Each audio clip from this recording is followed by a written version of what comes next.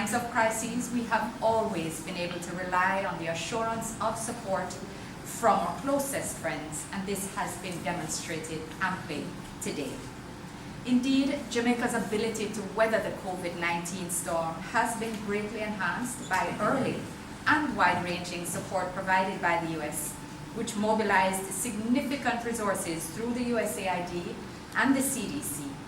We've benefited not only from the provision of funding and supplies, but importantly, from technical services, capacity building, and the sharing of expertise. This represents a 180,000 euro expenditure or spend, which the US Embassy or the people of the United States of America, CDC, USAID, have played an absolutely critical role. Without your participation, it wouldn't be possible.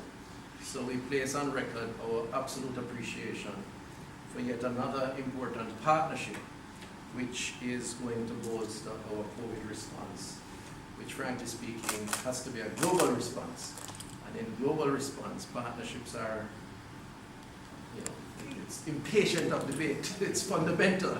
Without it, it would not be a global response. Thanks to the U.S. contribution to the International Atomic Energy Agency Technical Cooperation Fund, the agency has been able to procure and donate 2 RT-PCR machines and 2,000 COVID-19 test kits for Jamaica.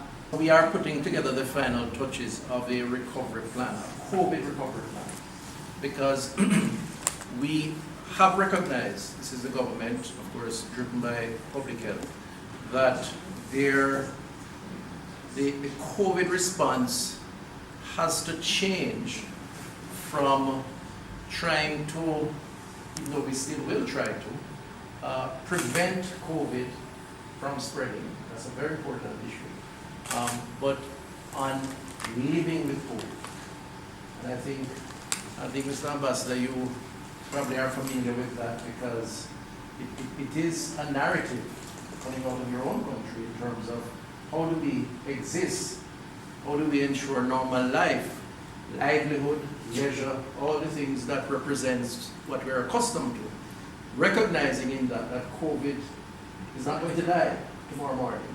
It's going to be there. It will have implications in terms of lifestyle, but living with COVID requires a series of protocols that are going to require behavioral change, but also infrastructure and capacity, whether it's personnel or hard infrastructure, to enable a risk mitigation series that is holistic and that allows us to live while preventing or reducing the risk of contamination and the extreme conditions.